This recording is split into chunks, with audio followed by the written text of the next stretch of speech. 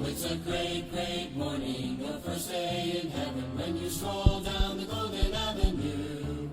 There are mansions left and right, and you thrill to every side, and the saints are always smiling, saying, how do you do? Oh, Amen. Good morning po sa ating lahat and happy Monday morning. Ito po yung lingkod ko, Jong. From CBBC Singapore Outreach. Ito po yung ministry ng CBBC San Pedro Laguna under the leadership of our pastor, Dr. Edmond Rela. Amen. Welcome po sa ating lahat. Tayo po ay magbukas po sa panalangin. Let's bow our heads to prayer. Father in heaven, Lord, we bless you. And Lord, thank you, God, for yesterday's victory. Thank you, Lord God, for all the messages that we have heard from preaching in Sunday school. Thank you, Lord God, for the fellowship. And thank you, Lord God, for yesterday's saturation. Thank you for being with us as we went out, O Lord God, for soul winning as a church body, O Lord God. And thank you, O Lord, for the good night rest. Thank you for refreshing our strength. Thank you for waking us up this morning, O Lord God, receiving your brand new grace. And Lord, we ask now for your blessing upon our live stream devotion. May you bless the message that your people are about to hear. I pray, O Lord God, that, that you would bless those your children that will be joining the live stream. Speak to each and every one of them, Lord God. Encourage them and use your servant, O Lord God, this morning for your honor, for your glory. Give me words to say, empower me. And Lord, forgive us of our sins. All of these things we ask. In Jesus' name we pray. Amen. Okay. So, let's go right away to the message. Romans po tayo. Romans chapter 11. Romans chapter 11 in verse 29. Romans chapter 11 in verse 29. Okay. So, babasahin ko po and sundan nyo na lamang po sa inyong mga mata. Sabi sa verse 29, for the gifts and calling of God are without repentance. For the gifts and calling of God are without repentance. I'd like to speak about the subject this morning, the unchanging invitation. The unchanging invitation. Alright, tayo po muna manalangin. Father in heaven, Lord, we bless you. We thank you for your word that we have read. And Lord, bless us now as we enter into this time of study. Bless your servant, O Lord God. Empower me for your honor, for your glory. Bless your people. May they get the message, O Lord God, that you intend them to hear. All of these things we ask. In Jesus' name we pray.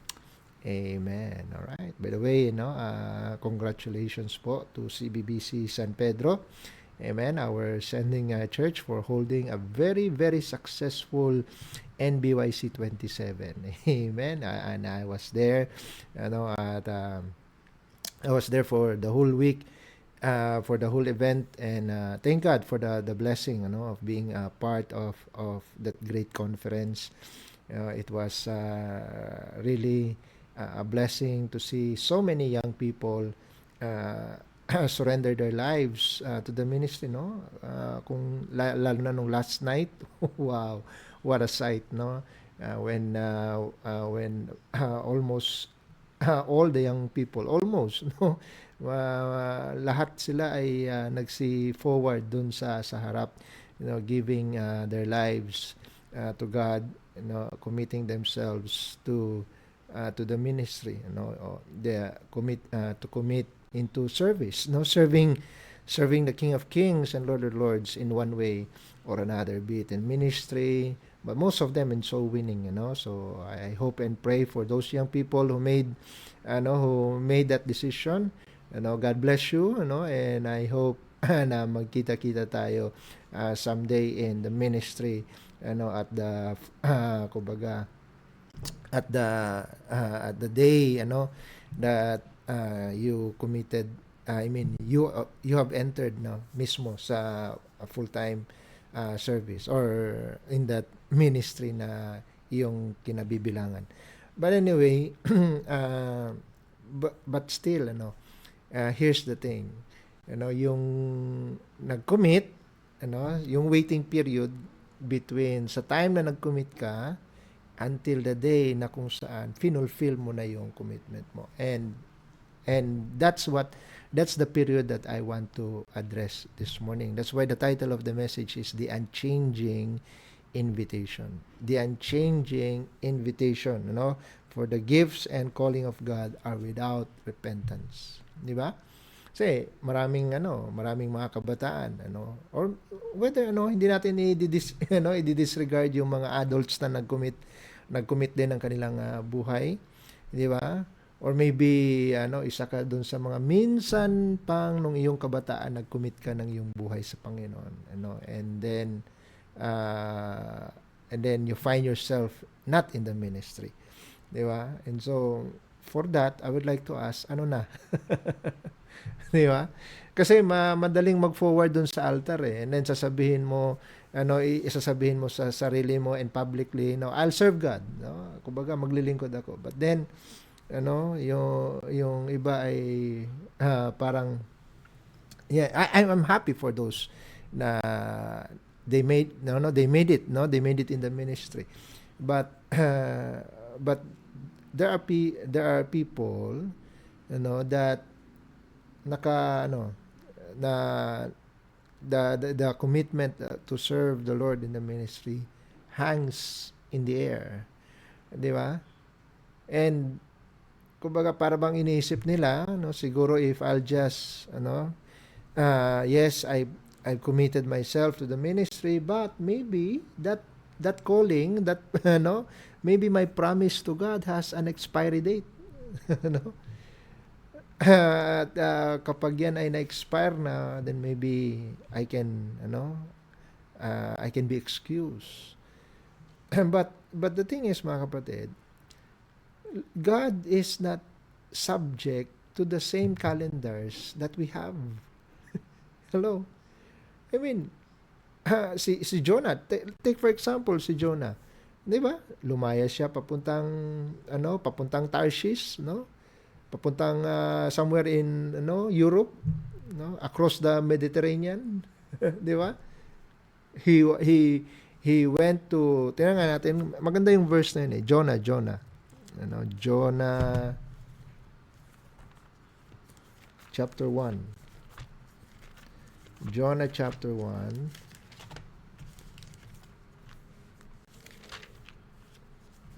In verse, ano ba yung verse na yun?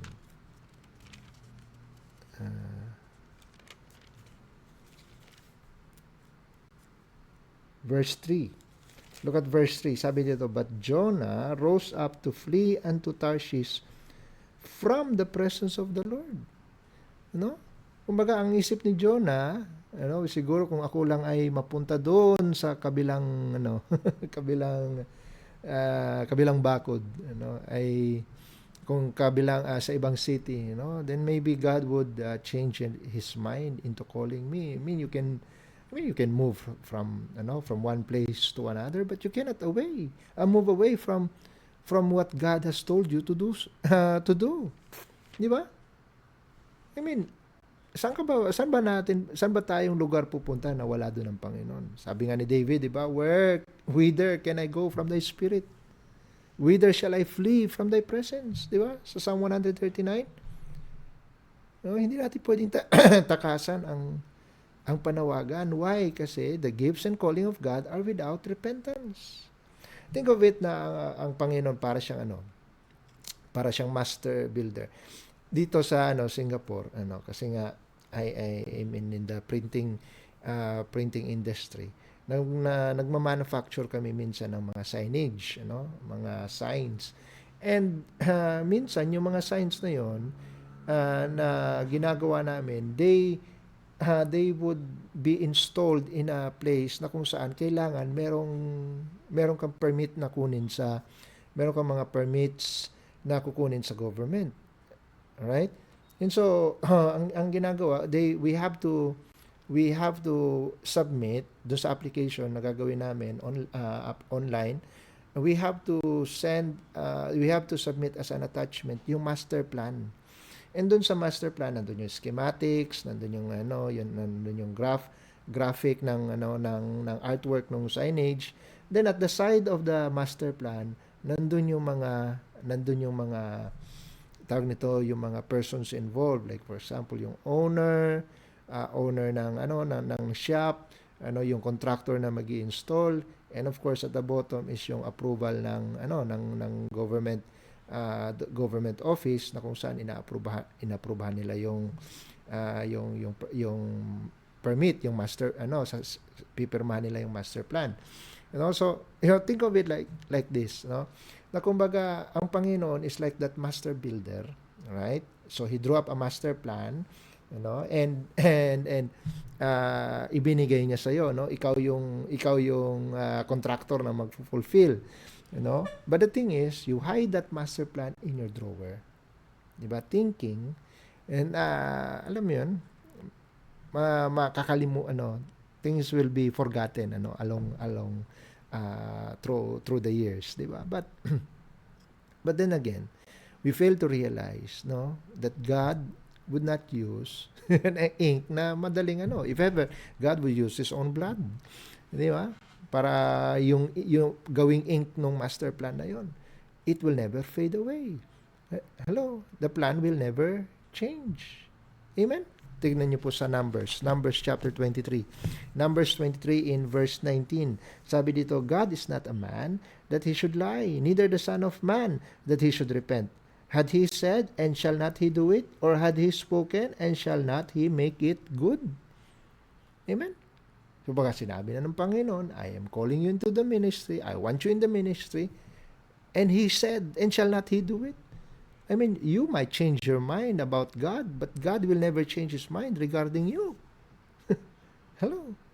So if you have any hesitations, mga kapatid, kasi ito na yung waiting room, matagal pa yung enrollment, ng Bible school, and then you are here fresh from your commitment, diba? And I'm telling you, it will be a struggle. I mean for me, I committed my life somewhere August, di ba? And then ang enrollment na noon ay kumbaga September, kasabay ng first day of the second sem, September. So from August to September, parang isang di ba? Tutusin, isang buwan lang. But that 1 month waiting period was one of the longest 1 month for me. Na para bang every day is a suspense, every day, na kumbaga, and it came to ang climax talaga noon is when ultimato sinabi sa akin ng mother ko, wag kang matuloy, wag mong ituloy yung plano mo, because I was working that time, di ba, and I was supposed to be the breadwinner at that time, At siguro na-realize, nung una, masaya yung mother ko na magpo-full-time ako sa ministry. But then, as the days go by, parang umaatras na, Remember, mga kapatid, isang buwan lang to, But now, katatapos lang ng NBYC, we have April, we have May, and then coming June, you have 2 months, waiting period. What will you do? Amen? And I'll give you kung ngayon ay parang nasa honeymoon phase ka na, but I will tell you, as the weeks will go by, diyan na magsisimula yung mga doubts, diyan na magsisimula yung mga hesitations, diyan na magsisimula. So, what would you do? I give you 4 points. Number 1, act on your conviction. Act on your conviction. Amen? Stop waiting na para bang feeling mo, saka na kapag marami na akong alam. Saka na pag expert na ako, Sa ako gagawin yung gustong ipagawa sa akin ng Panginoon. Look at Matthew chapter 21. Look at Matthew 21. Remember, when God wants you to do something, He's not, when God wants you to do something, mga kapatid, He's not waiting for you to do it tomorrow. What He expects is immediate obedience. Look at Matthew 21 in verse 28. Matthew 21 in verse 8. Sir, may 2 months pa naman, So, how can I? That's not the point, My point is, hindi mo pwedeng ipagliban, saka na lang next year na lang, or Kung may ina-expect ng Panginoon sa inyo, halimbawa, sa June, gusto na ang commitment mo, kasi ang ang sabi mo, tinatawag ka ng Panginoon. Right? So, coming June, ang enrollment, of course, ang ina-expect ng Panginoon is sa June, mag-enroll ka. Right? Ganun yun eh. Hindi yung next year na lang. Di ba? Parang, so, how can you say that's immediate obedience kung meron kang time na ipagliliban, di ba? Look at Matthew. Balik tayo sa ating Matthew 21 in verse 28. Sabi dito, what think ye? A certain man had 2 sons, and he came to the first, and he said, Son, go work when? Today in my vineyard. Amen? I mean, kung wala man yang word na today, amen? Ang na-expect pa rin ng tatay is, pag sinabi niya, go work in my vineyard. Sa tingin mo, nung pagbigay ng tatay na, go work in my vineyard, kailan kaya ina-expect ng tatay na siya pupunta sa vineyard? Hello? No? Pag sinabi ng Panginoon, go and enter to the ministry, kailan kaya ina-expect ng Panginoon na magsisimula ka sa ministry? No, go and win souls. Kailan kaya ina-expect ng Panginoon na ikaw ay mag-win ng kaluluwa? No, of course, ang ina-expect ng Panginoon is immediate. Amen? Hindi someday, some year. No, He said, just like what He said in this verse, He said, today, go to work today. Amen? I mean, natural na meron tayong mga, again, no, kasi nga, yung iba sa inyo, ministry could be a new environment for you. Ministry could be something na para bang alien ka, no? Kasi pinalaki ka ng magulang mo, or maybe nasanay ka that you are with your friends, nasanay ka na ginagawa mo yung gusto mo all throughout your life, and then suddenly papasok ka sa ministry wherein you are going to be told what to do. Di ba? I mean, it's natural to feel hesitant and be afraid. Amen? But the only way to stop being scared is to start moving forward. Amen? Why not call upon the Lord to deliver you from your doubts, your fears, and hesitations? Diba? Look at Psalm 34. Psalm 34 in verse 4. Psalm 34 in verse 4. Psalm 34 verse 4, sabi niya, I sought the Lord and He heard me and delivered me from all my fears. Amen? Di ba, nung nag-commit ka nung tinawag mo, nung sinabi mong tinatawag ka ng Panginoon, by the way, merong iba na, baka hindi talaga Panginoon ang tumawag sa akin. Ang tanong ko diyan, mga kapatid, for that question I would say, sa kanino galing 'yun? Kasi sinasabi mong kumbaga hindi siguro kalooban ng Panginoon na ako ay maglingkod sa kanya, ha? Hindi siguro kalooban ng Panginoon na ibigay ko yung buhay ko para sa kanya. So kaninong kalooban 'yun? Alangan naman ng dyablo. Di ba? If anything, ang sasabihin ng dyablo, huwag kang maglingkod. So ngayon, na nagdududa ka, sa tingin mo, kanino galing ang pagdududa na yan? Hello? The devil doesn't want you to fulfill your word. Hello? If anything, yung fear, yung doubt, yung hesitation na yan, it's not from God. God has not given us the spirit of fear, but of power and of love and of sound mind. Di ba? Sabi na 2 Timothy. Amen? I mean, kailangan pa ba bago ka lumabas ng bahay, kailangan may mapa ka muna ng bawat every step of the way I mean, kung alam mo kung saan mo ka, alam mo naman kung saan ka pupunta di ba? You know the way to the church, you know the way to the seminary, di ba? You know the way to the ministry. You don't need a map. All you have to do is make that first step. Amen? Tingnan po sa Ecclesiastes. Okay. Kasi kung lagi kang, yung iba naghahanap ng sign, ano pang sign na hanapin mo? Nagbigay ka na ng salita Di ba? Kung lagi kang maghahanap ng sign, tingnan nyo sa Ecclesiastes 11 in verse 4. Ecclesiastes 11 In verse 4. Ano pang sign ang hahanapin natin sa Panginoon? Look at Ecclesiastes 11 verse 4. He that observeth the wind shall not sow, and he that regardeth the clouds shall not reap. No? Mahangin ngayon, ayoko magtanim. Maulap ngayon, ayoko mag-harvest, baka umulan. Hello? Naghanap, if anything, yung seeking a sign is just an excuse. No. Act on your conviction. Act on your word. Act on your commitment. Amen? Now, kung meron ka mang pagdududa, and maybe you're asking for second opinion, I'll have number 2. Amen? Number 1, act on your conviction. Number 2, ask for mature guidance. Ask for mature guidance. Look, lapitan mo yung discipler mo. Lapitan mo yung area captain mo. Lapitan mo yung pastor mo. Trying to figure out on your own for the ministry, is a good way to get lost. Figuring it out on your own. Samantalang alien ka pa sa ministry, alien ka pa sa full time, alien ka pa sa buhay dorm. Di ba? Ask for mature guidance.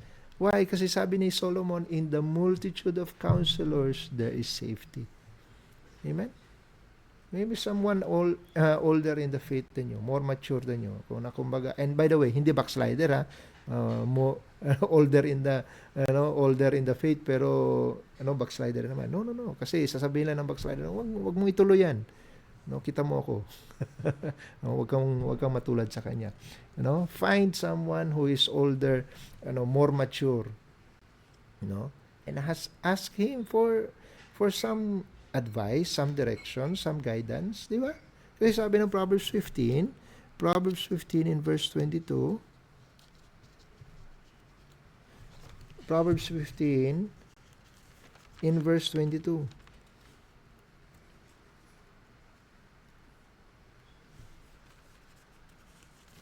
Sabi dito, without counsel, what? Purposes are disappointed. But in multitude of counselors, they are established. Amen? Kung walang counsel, kung walang advice, kung walang guidance, minsan yung mga purpose, hindi natutuloy. Amen? Ask someone, you that you feel that can give you a good word. Amen? Maybe, meron tayong discipleship, then ask your discipler. Amen? As someone you think that is prayerful enough to carry you through God's throne of grace. Amen?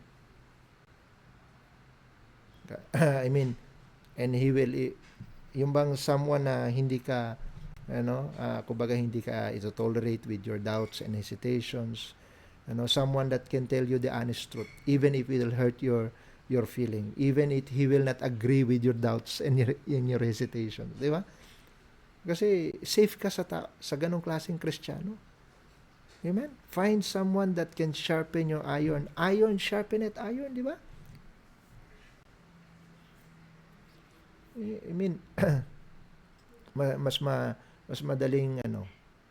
mas madaling i-maintain yung fire na nasa puso natin if you are around with people who loves the Lord and who loves serving God.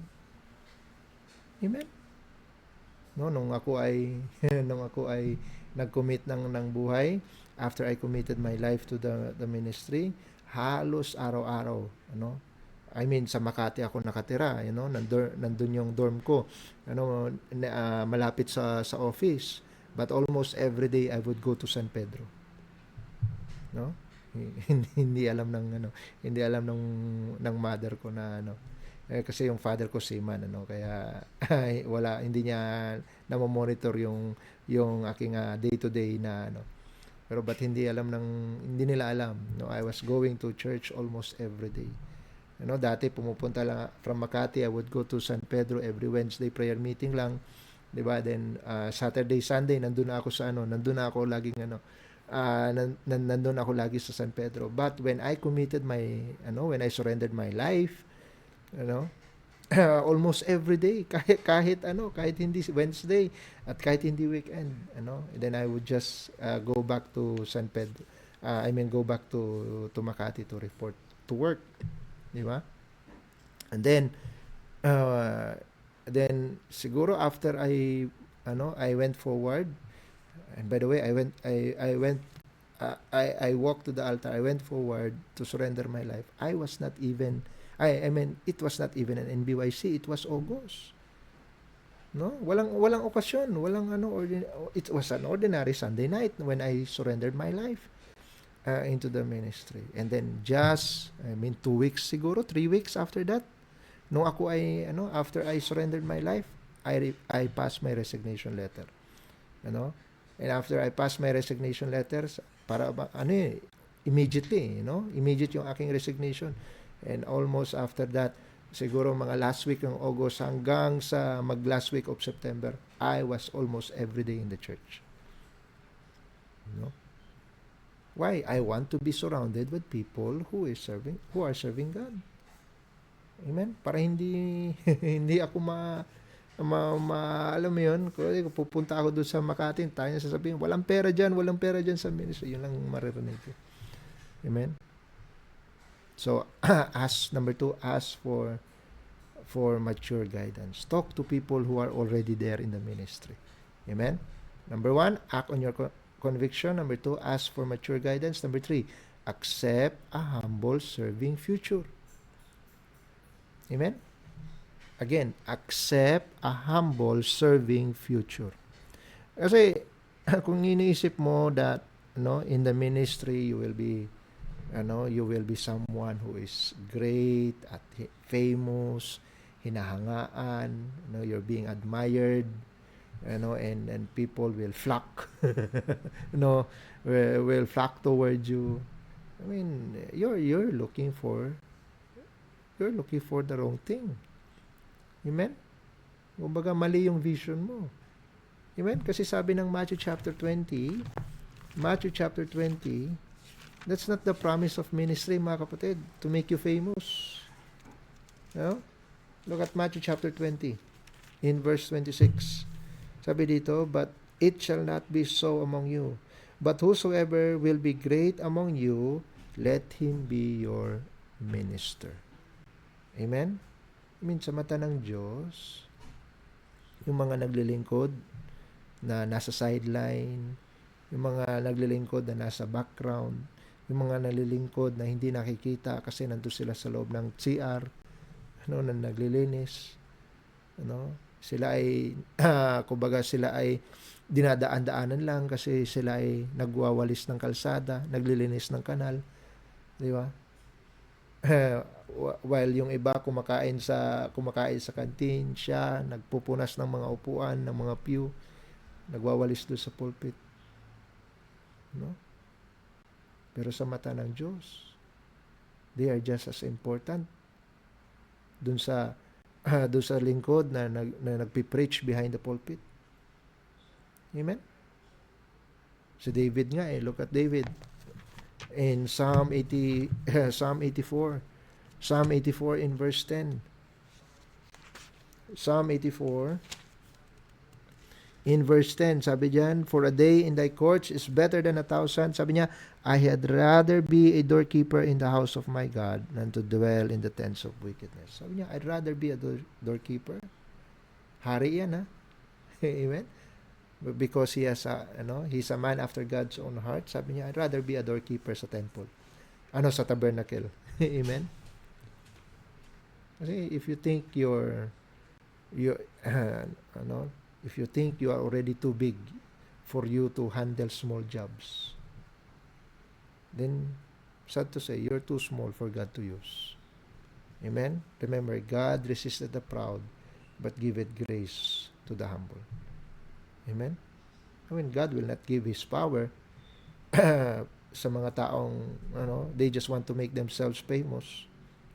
Amen? Hindi yun ang commendation. Ang hinahanap ng Panginoon, someone that will be faithful over a few things so that He can make him ruler over many things. Amen? So kung meron mong ipagkatiwala sa iyo ng Panginoon na maliliit na bagay ngayon, then maybe if you're faithful with that, He might give you more tomorrow. Amen? So, try to accept, when you enter into the ministry, don't, you know, dream big first. Ang motivation mo dapat is how you will be faithful over a few things. Amen? Number 1, act on your conviction. Number 2, ask for mature guidance. Number 3, accept a humble future. A humble serving future. Number 4, the last, anchor your heart on God's promises. Now, maybe ngayon, dumadaan ka na sa hindi pa, no? Maybe hindi pa kasi last week lang naman yung NBYC, di ba? Or maybe, matagal panahon ka na nagsuko ng buhay. At ngayon na-refresh because of NBYC. Na-refresh yung iyong panawagan. So, anong gagawin mo sa mga doubts and hesitations na meron ka? Because I'm telling you, it will come. It will come. So what do? Anchor your heart on God's promises. And then, mag-focus ka sa promise ng Panginoon. Wag doon sa mga doubts. Amen? Kasi darating ang time, that people will let you down. Amen? Huwag kang aasa sa mga, huwag kang aasa sa promise ng tao. Amen? Umasa ka sa salita ng Diyos. Amen? You need something solid to hold on to. Amen? Kasing solid ng promise ng Panginoon. Sabi sa 1 Thessalonians chapter 5. 1 Thessalonians chapter 5. 1 Thessalonians chapter 5 in verse 24. Sabi dito, faithful is he that calleth you, who also will do it. Amen? Tinawag ka ng Panginoon. Amen? Gagawa din siya ng paraan na ikay makatugon sa panawagan. Amen? Huwag mong antayin na, sabi ko kanina, huwag mo antayin na ikay maging expert or maging knowledgeable sa ipapagawa sa iyo ng Panginoon. No. Tandaan natin, it's only by the grace of God. And with His grace, sabi nga, sufficient ang grace ng Panginoon. God's grace is sufficient. And He will meet you in your weakness. Amen? His strength is made perfect in weakness. Amen? So, hayaan mo na in your weakness mag-mature ang strength ng Panginoon. Amen? Ang feelings natin, ang mga doubts natin, just like any, doubts is an emotion, by the way. And just like any other emotion, yan ay pabago-bago. Amen? And your emotions, it will lie to you, it will try to make you quit. Pero tandaan natin, mga kapatid, the Bible stands. Amen? The word of God shall stand forever. Amen? Hindi nagsisinungaling ang Panginoon patukol sa kanyang panawagan. Hindi nagjo-joke ang Panginoon tukol sa kanyang panawagan. Amen? God cannot lie. Amen? In hope of eternal life, which God that cannot lie, He promised. Amen? So, lahat ng mga bagay na i-give up mo para sa Diyos, yung pera, di ba? Yung family, your future, di ba? It will never be in vain. Amen? It will never be in vain. Kaya nga yung life verse ko, I am persuaded that He is able. I know whom I believe, and I am persuaded that He is able to give that which I have committed unto Him against that day. Amen? Kumbaga, I know that He is able. And lahat ng kinumit ko, He is able to give. Amen? So, kapag ikay, feeling mo, you're not getting anywhere, God will get you there. Amen? God will get you there. His gifts and calling are without repentance. Amen? So kung tinago mo man yung yung yung sinasabi ko kaninang master plan, tinago mo sa drawer thinking na akala mo mabubura yun over time, no? Pag binuksan mo uli yung drawer, you will find out that your name is still there. Amen? Sabi nga ng 2 Timothy, I'm almost done. So what do we have? Number 1, act on your conviction. Number 2, ask for mature guidance. Number 3, accept a humble future, a humble serving future. And number 4, anchor your heart on God's promises. Amen? 2 Timothy chapter 2 in verse 13. I'm almost done. 2 Timothy chapter 2 in verse 13. Sabi dito, if we believe not, yet he abideth faithful, he cannot deny himself. Amen? Maring mag-give up tayo or tumalikod tayo sa ating commitment. Hindi ko na itutuloy. Joke-joke lang yun, Lord. But he abided faithful. He cannot deny himself. His gifts and calling will not be in repentance. Amen? So, sabi ng Philippians 1 verse 6, being confident of this very thing, that he which has begun a good work in you will perform it until the day of Christ. Amen? Kahit shaky tayo, ang Panginoon faithful pa rin. He still wants to use you. Amen? He is still calling you. No? You cannot expect God to change His mind. Why? Because it's already established. Amen? It's already settled. Amen? So, it's time for you to pull that master plan from the drawer and get ready to work in the ministry. Amen? Tayo po manalangin. Father in heaven, Lord, we bless you. We thank you, O God, for your word this morning. Thank you for the message. I hope, O Lord God, that the message is purposeful. It will serve its purpose, O Lord God, in encouraging maybe someone who is doubting His calling, your calling in the for him in the ministry. And I hope, O Lord God, that this message will help that individual, even it's just one, even if it's just one soul that will be encouraged by this message, O Lord God. It will be worth it. Thank you, Lord God, for for putting it in my heart. I pray, O Lord God, that your people will make do of their commitments to enter into the ministry and to serve a life that glorifies you.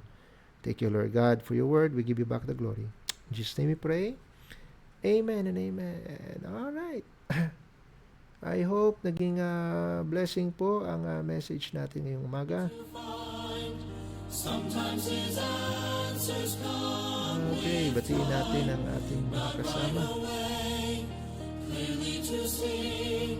Sometimes we never get those parted seas. Okay, so we have Sister Cheng, good morning sa'yo, and Sister MJ, good morning. Ma'am Rosa May Garcia, hello ma'am, good morning. Thank you po for joining. Si Ma'am J. Ann, hello po ma'am, good morning. Thank you po for joining. Also Sister Dinah, good morning. Sister Joffin, good morning. Kay Ma'am Karen Doble, hello po, good morning. Kay Ma'am Mirsa Mayuyo, hello po, good morning.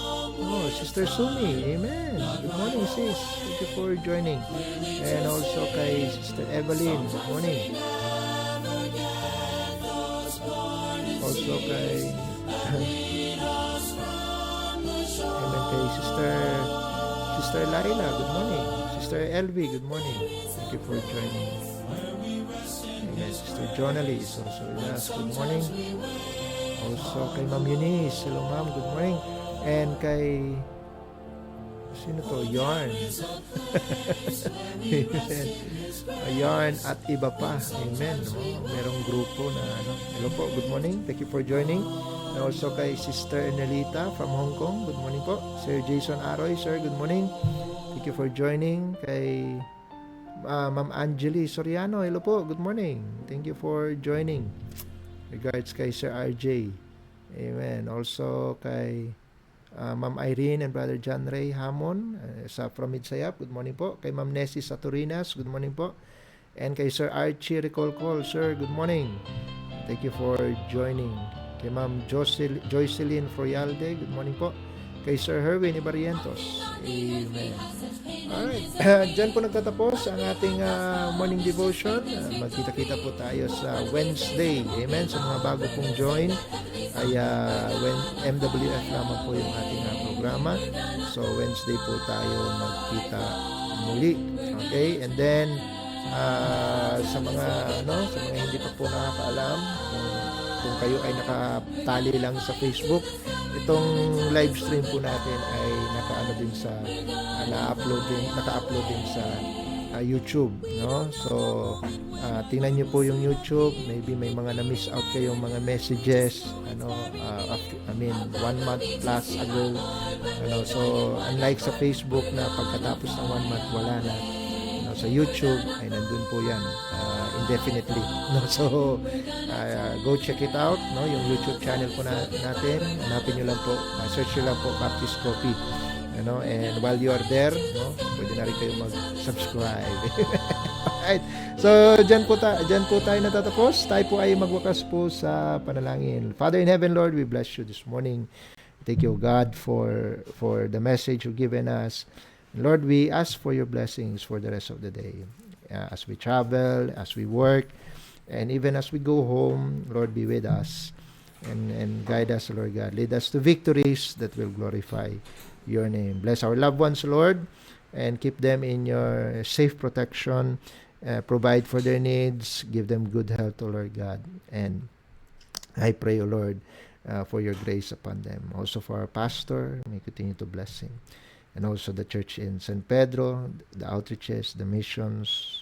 And I pray, O Lord God, for the members of the outreach. Thank you for their love for the ministry. Thank you for what they have shown yesterday in our saturation, O Lord God.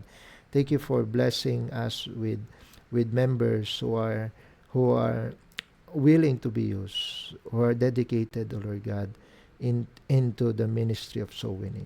And I pray, O Lord God, that you would bless them. Bless them with fruits. Bless them, O Lord God, in their families. Bless them in their work. Continue to send revival, O Lord God. Also in our preparation for the 16th anniversary. And I pray, O Lord God, for this live stream program, that you continue to use it for your honor, for glory, O Lord God, in encouraging your people. Thank you for the privilege you've given your servant. We'll give you back all the glory and honor. In Jesus' mighty name we pray. Amen and amen. Alright, thank you po for joining, mga kapatid. God bless you. See you on Wednesday. We are dismissed. Before I'd even asked, His mercy was extended. Because of Calvary's sacrifice, the broken bridge was mended.